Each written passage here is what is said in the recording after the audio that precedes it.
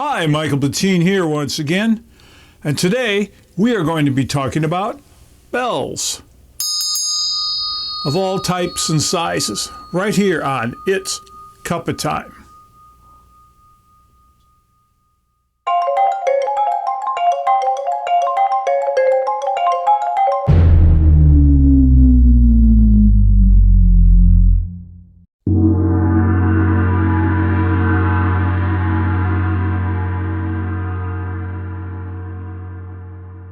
So today, I want to start a new series. I'm going to go through all the instruments I own, describe them, talk about them, play them a bit, and just hopefully give you a lot of different ideas. I've got well over 100 gongs and well over 100 bells and bowls and bell plates and other instruments. So there's a lot of things to look at. This first episode is all about bells of different types. So let's get started.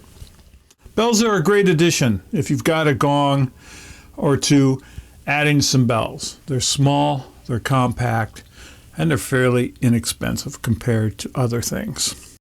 Now, bells you can find in so many places. A good place to find bells are flea markets, rummage sales, things like that. I like to haunt those sort of things. Resale shops. Often you can find antique stores will have a selection of bells. But it's important to do your research and kind of get familiar with bells and prices, because a lot of times I find bells that are pretty much overpriced for what they are. So I'll pass on those. A good place is just to look at eBay all the time. You can kind of get a feel for what bells are going for. So, like I said, they're easy to add. They're nice to, give you sort of a different character. Let's just start with a few things I've got here. I've got some strings of bells. Now, some of these I've had for like 40 years or more. I bought at probably Pier 1 Imports back in the 70s. But you can find them at places like that or World Market, any sort of a fair trade store, places like that. Like here's some small bells. Sort of a gentle sound here. Yeah, this one I bought probably in like 1975. I still got it. Not a bad little addition. You could have it hanging on your stand and just ring it. Here's some other types of bells here.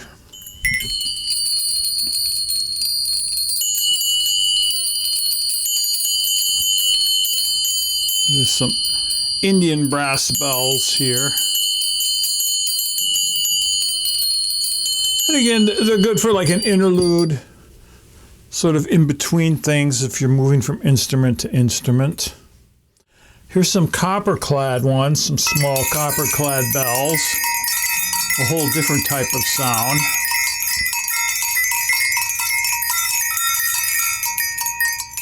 Like I said, I've had many of these sort of bells for like 40 years or more. And they were the first types that I started collecting because back in the 70s, they were easy to find at some sort of a, like I said, Pier 1 import sort of shop. And, back then it was just really hard to find instruments, period. You don't know how lucky you are today with the availability of gongs, bowls, and bells, not only at major dealers, but just, like I said, in import shops, fair trade shops, spiritual bookstores. A lot of yoga places sell bowls and bells, so there's really a lot of availability today. So let's look at a few other bells. Sort of our traditional bell we see a lot of would be the drill boo style, the ganta, Tibetan style bell. Most of these are made in India or Pakistan, possibly Nepal. These are great sounding bells. But you really have to practice. As I'm always telling people, you have to practice your instruments. I see people take these and they're going like this. They're getting really harsh unpleasant sort of sound. Now, if you're trying to do a meditative gong session or something, you certainly don't want people laying there and then. That's great if you're trying to warn people. Like in the past, bells were used for warnings a lot. If you think about like fire or some sort of tornado or something that might have rung a certain bell to tell people, hey, there's danger. But they're also used for summoning people, churches, temples, calling people to service or prayer, things like that. But, you know, if you're using a bell like this, you want to get a pleasant sound. You don't want it to be, like I said, just really harsh and grating on people, especially if they're laying there and they're kind of zoned out. They don't need to be suddenly like just totally taken out of that, you know, by a really bright, harsh bell sound. So you want a really soft sound. And it takes a lot of practice. It's all fingers, really. And I'm just kind of moving my fingers like this and waving the bell. You know, it's not all wrist like this. You know, so many people, when you first start playing drums or percussion or instruments like that, it's all arms and wrists. And, you know, there's a lot of this sort of movement or a lot of this sort of movement. And we've talked about this in previous videos. What you need to do is to work on your technique and refine it so that it becomes more fingers and hand as opposed to arms and wrists. So a bell like this, and if you watch videos of monks, just go on YouTube and watch videos of monks playing these type of bells. It's amazing. Very little motion. And they get the bell going, and it's part of science too, you know, Newton's law. Once you get the clapper in motion, it tends to stay in motion. And it doesn't take much to get this going. But I usually tilt the bell a little bit, and then just, you can see, I'm just using my index finger just to kind of wiggle it, just to move the bell a little bit. Get a rhythm started. And I can keep this going indefinitely. It doesn't take a lot of energy or effort. It's not a big motion. But again, like so many things I talk about when we're playing gongs, bowls, or bells, it's subtle movement, not these big movements like this. Now, if you're a school teacher in the 1800s in America, out on the prairie, and you've got your school bell and you go outside of your schoolhouse and you're doing this with your school bell to call the kids because they got to be able to hear it. But if you're trying to get something where you're setting up a rhythm for people who are relaxing and meditating, just very small motions.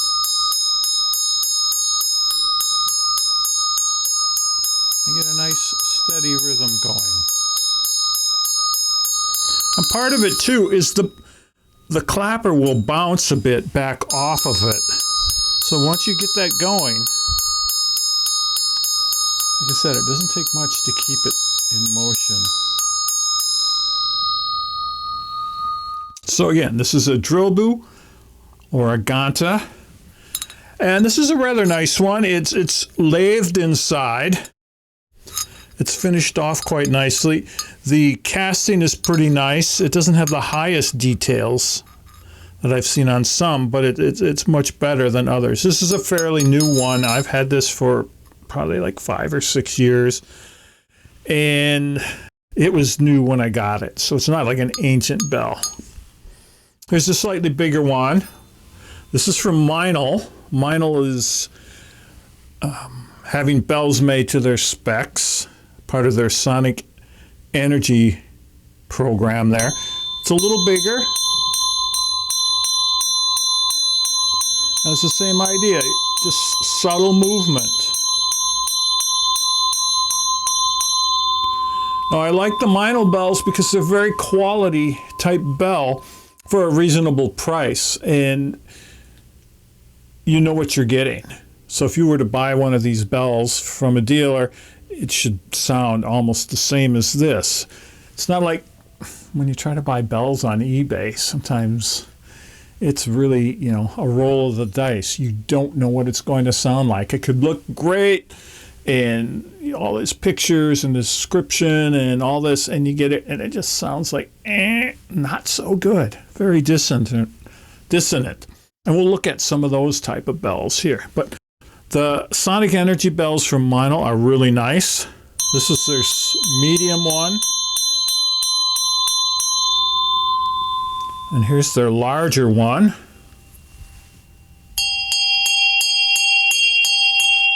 Now it takes some muscle here to hold this up. This is probably like 4 pounds of bronze here.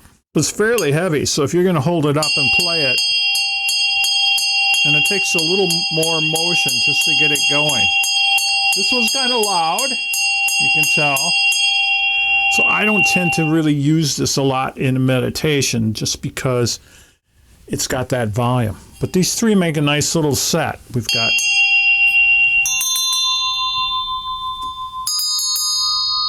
so I like those three as a set.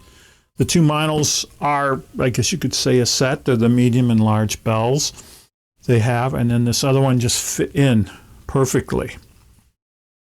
Now I have two others of the drill boos, a medium and a large, that I've taken the clappers out of.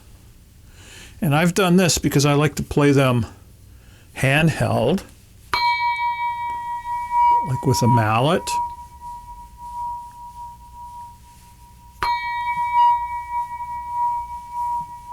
Or most importantly, I like to play them with a singing bowl wand.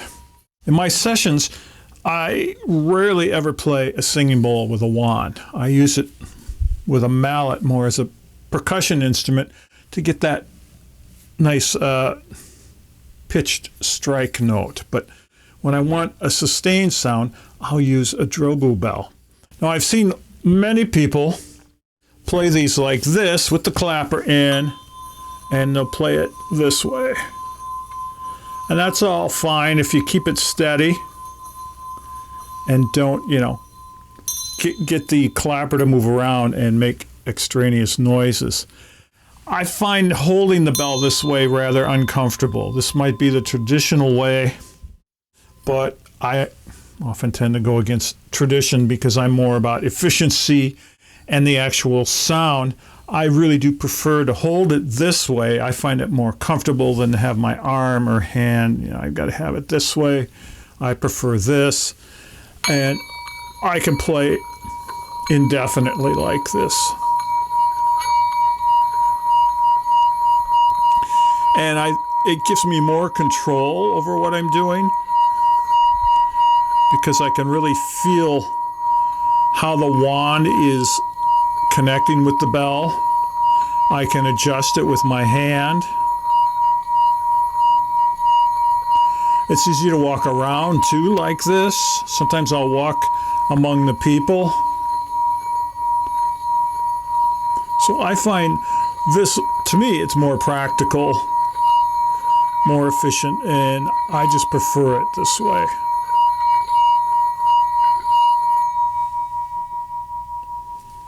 Like I said, I have a bigger one. This one is made by Bettine.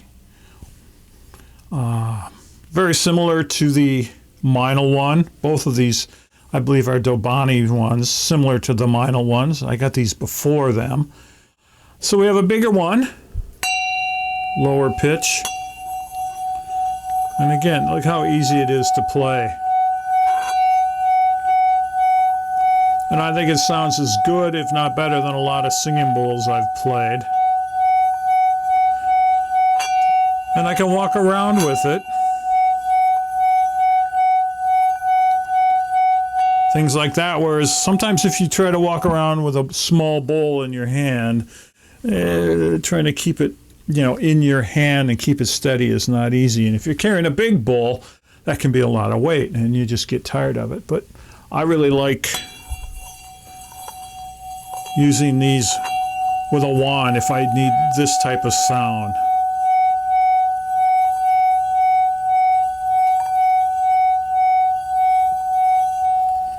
And again, I play these with a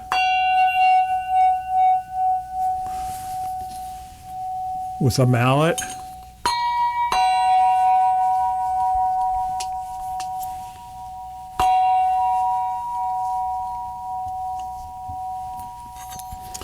So your basic drill boo bells.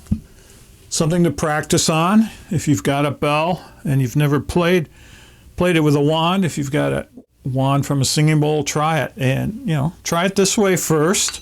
See how you like it. If it's comfortable. Since I have double bells, it was easy for me to pull the clapper out, and I'm not like, oh, I've only got one bell and now I can't ring it, with my hand. So I've got that advantage of multiple bells. So those are some really nice bells, and they're all modern. They're not ancient bells. Everybody's always looking for the old stuff. I want the old bells, the old bowls, the old gongs. A lot of the new stuff sounds great. And if you think about it, the old stuff was new at one time. I mean, there's no difference. Yes, some of the old instruments can be really exquisite in both looks and sound. I mean, I've played some old instruments, and I own some old instruments that are amazing. But I've also picked up instruments right off the shelf and played them and thought they were amazing. Like this particular drill boo. I was doing a gong performance at Andy's Music in Chicago, and after I got set up, I was wandering around, of course, playing all the instruments they had there, and I picked up this bell and rang it and played it, and it was like, wow, I really connected with this. I love the sound. So I said, I got to have this bell. So I bought it there, brand new. So for me, it's always what sound works, whether it's old or new, it doesn't matter. I've got all kinds of new gongs. I've got new gongs coming, and hopefully will be here soon. Just made gongs, and they'll be great, I've got really old gongs. I don't have them up here right now, but I've got some really old gongs, 40-year-old gongs that are great. So just, buy it by the sound. Anyway, so let's look at the other drill boo bells I have. Now, traditionally, a drill boo is a two-part bell. There's a handle that is cast, and then the bell is cast. And you could technically say that the clapper is the third part. But these are how they're made, and it just screws in.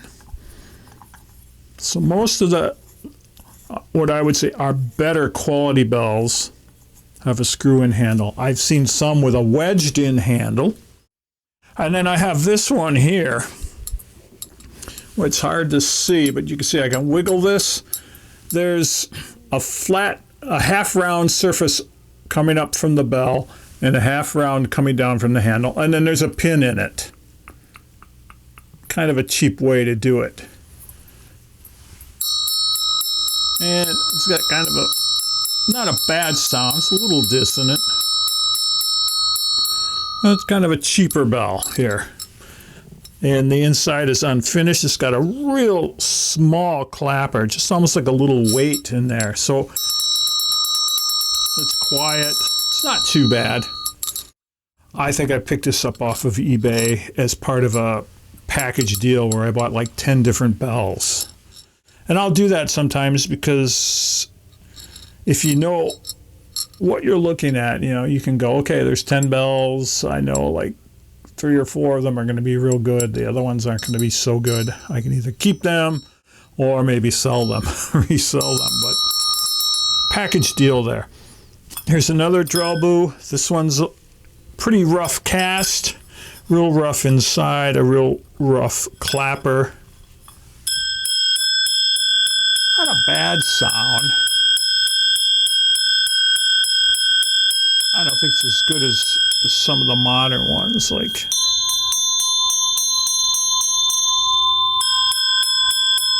there's a little, it might be hard to hear. There's kind of a dissonant note in there. And if you look at it, the construction is not as precise or nice. You can really see the seam here from the mold, but not a bad bell. Here's another one, an older one. A lot of detail in this. I mean, the molding and the detail on this is really nice, but the bell is kind of not a very great bell. It doesn't have much sustain. It's a bit dissonant. So you never know. Definitely, if you can play something, that's the way to do it with any instrument, so you can hear it.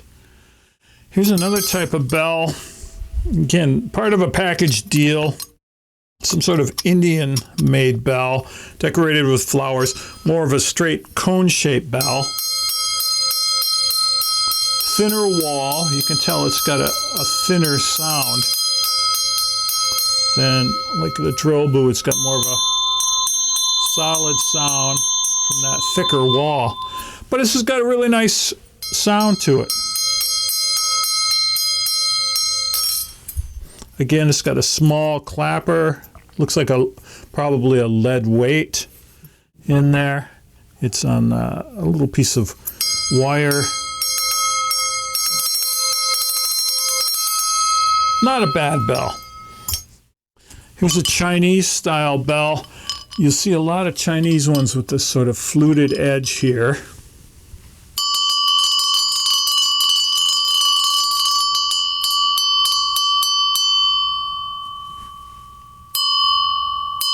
Again, a bit of dissonance in there. A lot of these kind of dissonant and funky bells I use when I'm playing improvised music. And they fit in real well because a lot of the sounds, they tend to blend with other sounds and you don't hear the dissonance as much. Whereas when I play something all by itself here, you can really hear it. Here's one my youngest son got me. He found at a flea market or something. Really heavily patinaed. This is like an old horse bell or sheep bell or something. You can see where the leather strap would have gone through there to go around the neck. Maybe a goat or something. It's got a real nice solid sound.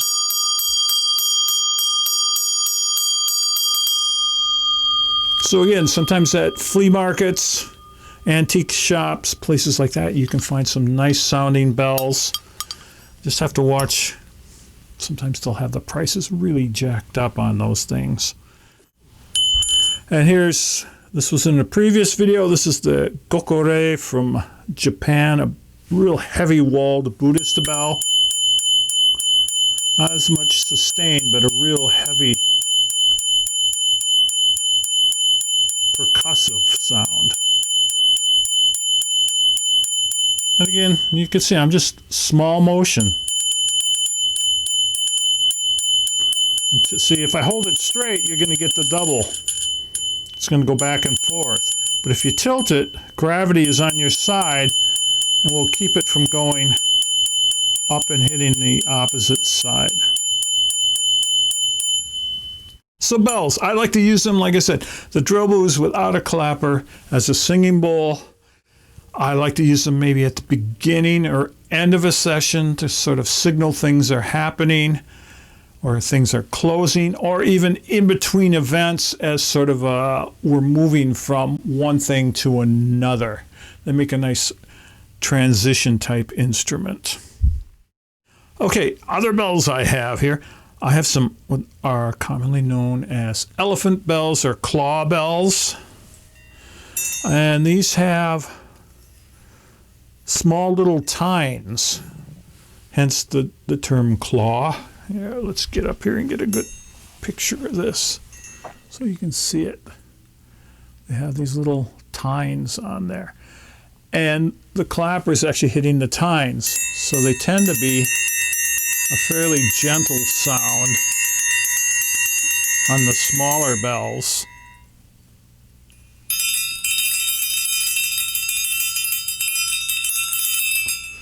Because the tines are fairly thin.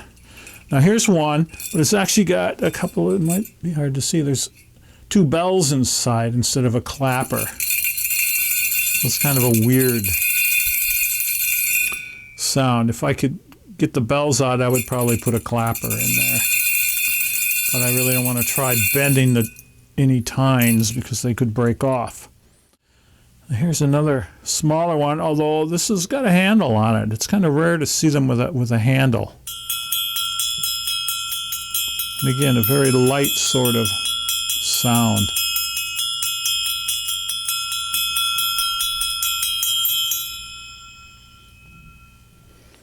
And then I have this very large one. It probably weighs 4 or 5 pounds. These are hard to find, something this big. And these have a rather loud sound.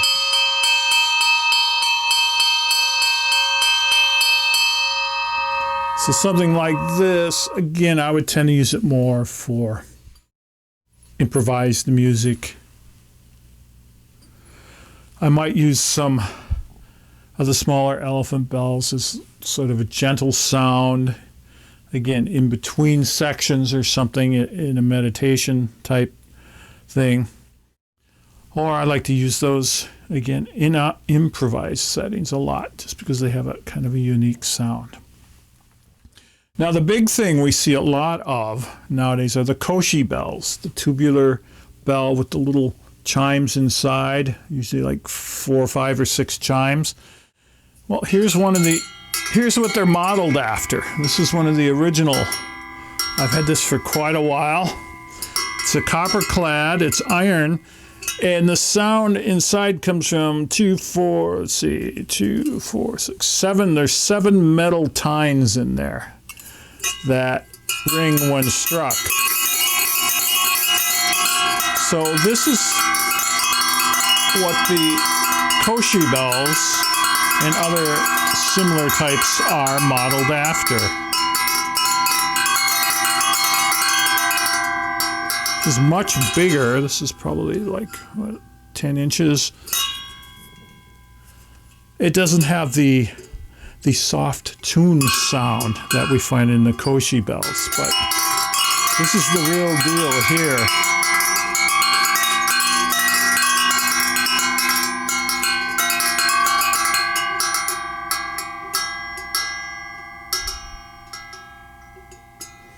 And I like the sound. It's sort of unique. It's kind of that rustic look, but also sort of that rustic sound. Now, some other bells I have that I'll use. I have the bell chimes. These are the original. I have 3 different ones of the original ones from J.W. Stannard here in the States. And there's knockoffs everywhere now from China and all that. But it's an aluminum tube, actually aluminum bar, as we can see. And it's mounted with a string wrapped around it to hold it above a slight resonating cavity in the base here.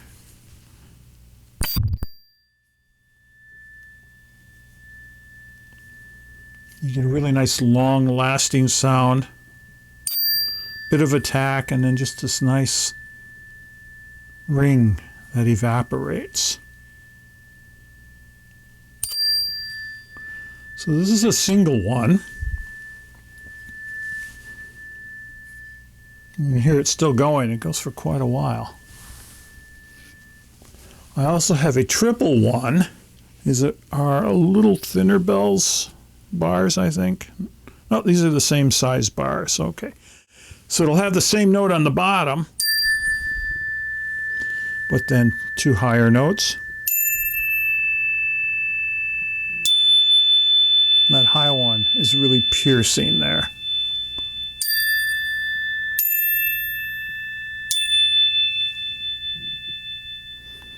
But these are nice for effect, just to get that, just kind of a gentle sound.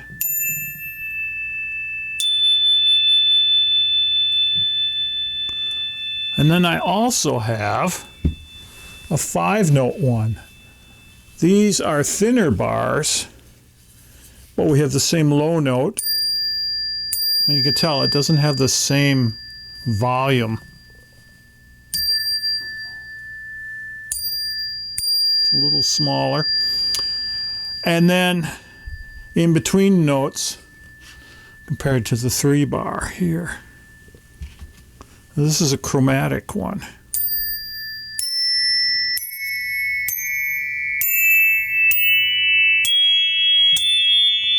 And maybe the brass mallet would work better here.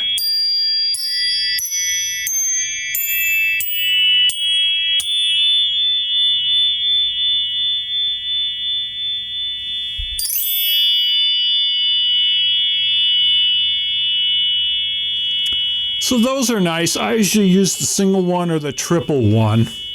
I kind of like the bigger bars because they have a little more resonance.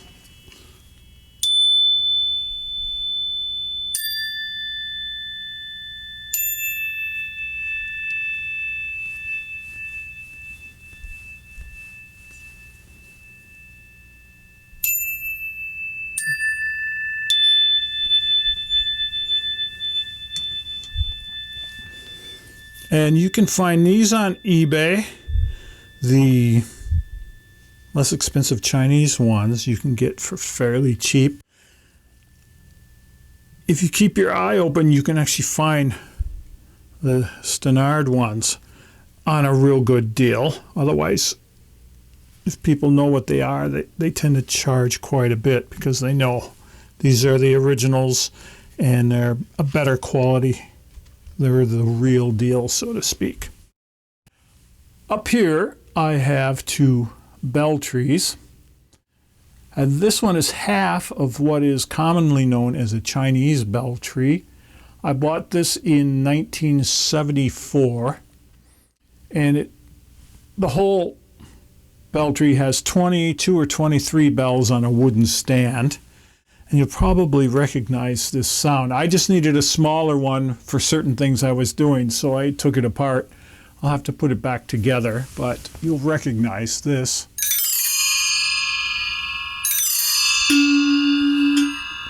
That you've probably heard on TV shows and other things where they need that sort of effect.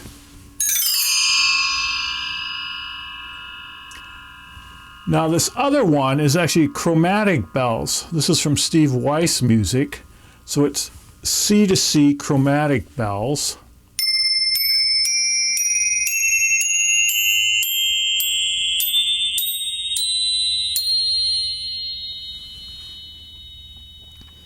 And I plan on building a little bar for it to mount them like in a piano keyboard with the sharps and flats.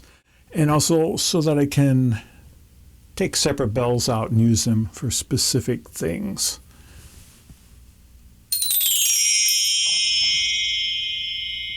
They also have one that's an octave lower than this now. That's from Steve Weiss Music. So these are bell trees.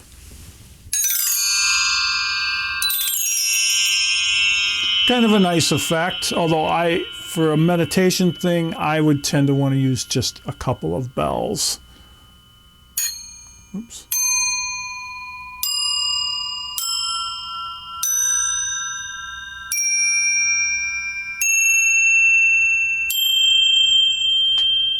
I like that sort of sound. Okay, right here, I don't even know what or if there's a proper name for these. Just commonly known as Chinese bells on eBay. And these are strange. You'll see them in a strand of 4, 5, 6, 7. I think I saw one of 8 one time. And the prices are all over the place. I think there's one currently up there where somebody wants like $2,000 for 7 bells, which is totally ridiculous. I mean, they think they have something that's like ancient and antique and valuable, and they don't. But you can find these in different configurations. Oftentimes they're held together by a chain between each, and there's a hook on the top and bottom. These just have the holes they may have had, it looks like they had hooks at one time. There's sort of wear marks here. So I just put a cord between them. And often they're finished off in some sort of cloison or etching on them. Some are quite colorful, like this has dragons and forest scenes on each bell. And you would think, from looking at them, that they are just singing bowls that somebody drilled a hole through and hung this way. But they're not. These, from my experience, tend to be quite thin. So they're not really like a singing bowl. They're quite thin. They've got a bit of a lip here. And the sound is quite thin. You would think, oh, these are going to be loud, but they're not really loud.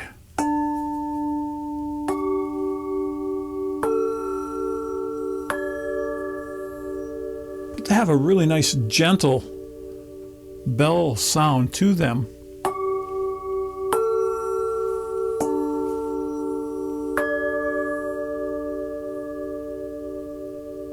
And I'm playing with a medium marimba mallet.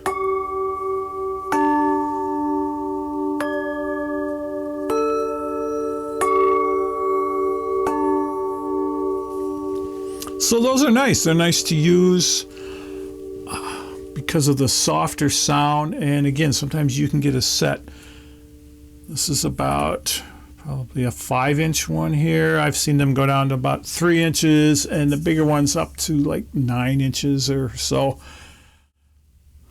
Check them out on eBay. Just look up bells on eBay and scroll through all those pages, and you'll find quite a few of these usually. But like I said, the prices vary. I think I paid maybe $40, $45 for this. But I've seen some of them just ridiculous prices. Even a set of 4 like this for like $300 or more. If you're patient, you can get some, at a decent price. And that's a big thing with eBay and anything. If you're patient and you just wait and wait, you can often find what you're looking for. Okay, the last bells I want to look at here are these behind me. These are copper-clad iron bells. These are made in India, and apparently there's only a couple of villages or families that are still making these. And that's a big problem. Take a second to just talk about this. Traditional makers of instruments in all these indigenous places. We think of in Asia, we think of in India and all this. Most of these gong and bowl and bell makers are family businesses. And the secrets, the processes, the ideas, and all that are handed down throughout the family lineage. And some of these families have been making all these instruments, for hundreds of years, many, many generations. But the big problem we have nowadays is, of course, the younger kids don't want to be bell makers or gong makers. They want to move to the city. They want to get a real job. They want to have a car and a house and TV and Nintendo and all the modern conveniences. They don't want to make the instruments because that's not going to make them as much money as getting an education and getting a really well-paying job. So the big problem we have is a lot of these masters who they're the last of their line.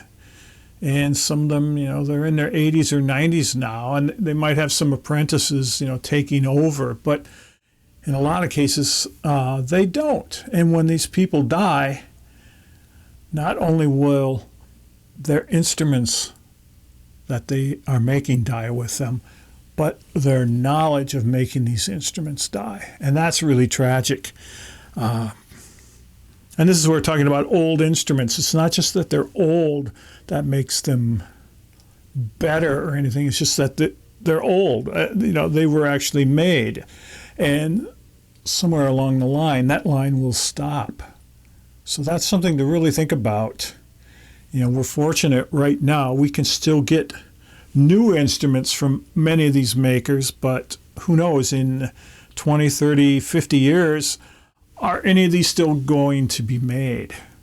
So if you're young, I would suggest start buying these instruments if you want them, because they're going to disappear and they're going to become more expensive. Anyway, that's my rant on that for now. But let's look at these. These are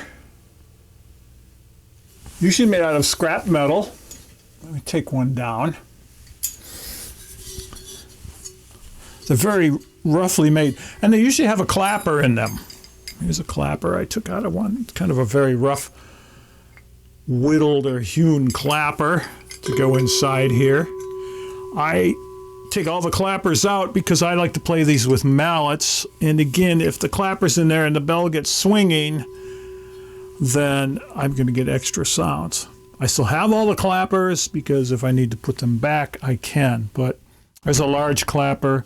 Here's a small one. You can see it's very much the same thing. But they're very roughly hewn out of just a stick of wood.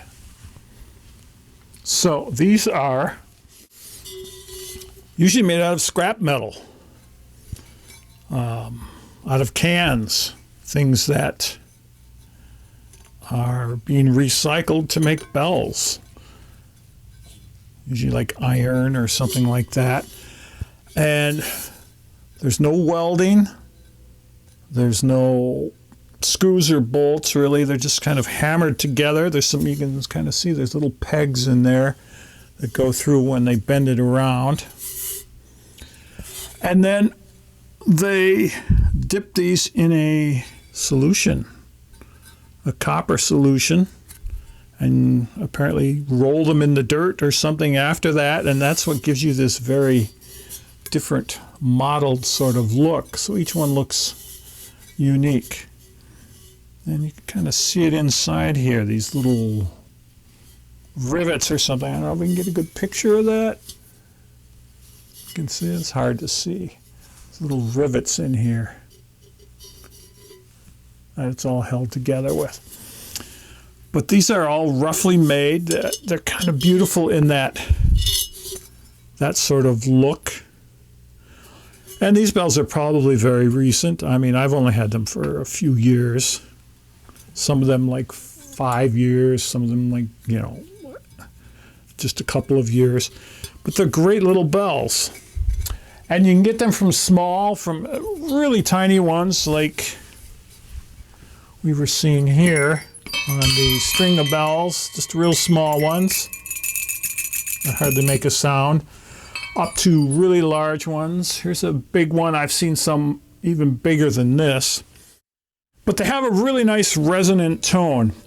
But you have to play them because I've heard some of these are very dissonant and don't have a long sound.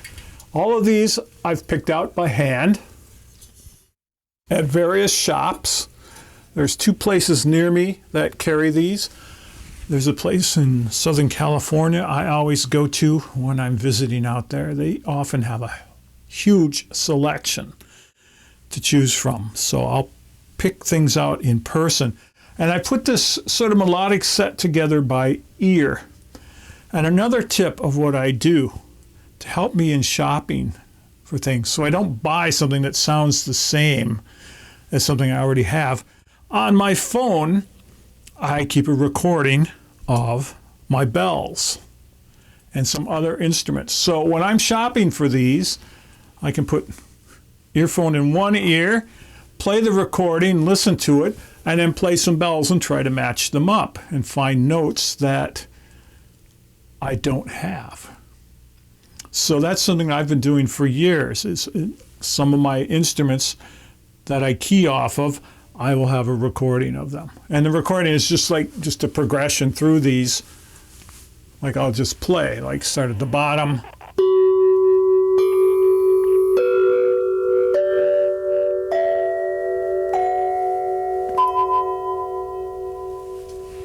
So you can hear it's a real nice melodic sound. None of these are tuned to specific Western notes, so this isn't like a diatonic scale on a piano or anything.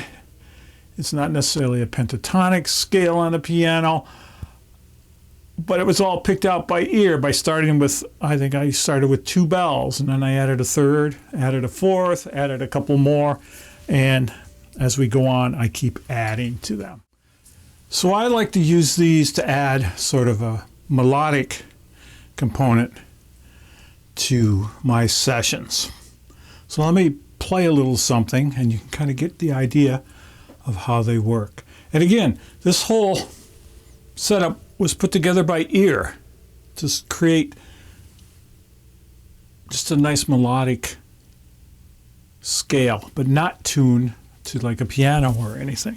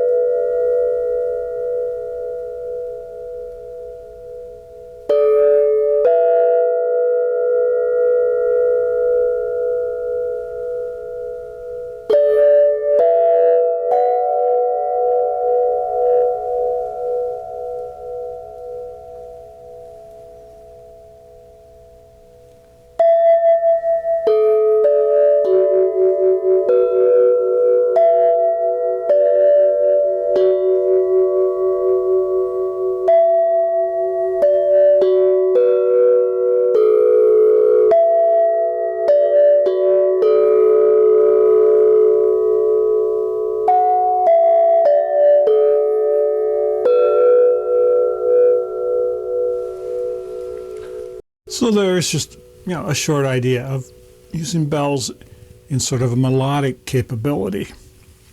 I also have this bigger one here.